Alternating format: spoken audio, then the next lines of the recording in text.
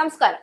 അമ്പിനും വില്ലിനും അടുക്കില്ല K C. Venugopal. Kerala കോൺഗ്രസിനുള്ളിൽ മുഖ്യമന്ത്രി സ്ഥാനത്തെ ചുറ്റിപ്പറ്റിയുള്ള പോര് ഇപ്പോൾ നിർണായക ഘട്ടത്തിലെത്തിയിരിക്കുകയാണ്.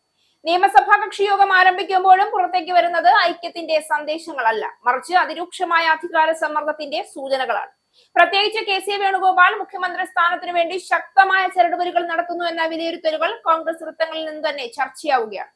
മുഖ്യമന്ത്രി സ്ഥാനം വിട്ടുകൊടുക്കില്ല എന്ന തരത്തിലുള്ള ശക്തമായ നിലപാടാണ് കെ.സി. പക്ഷം സ്വീകരിച്ചിരിക്കുന്നതെന്ന റിപ്പോർട്ടുകൾ ഉയരുമ്പോൾ പാർട്ടി അണികളിൽ തന്നെ വലിയ അസ്വസ്ഥതയും പ്രതിഷേധവുമാണ് രൂപപ്പെടുന്നത്.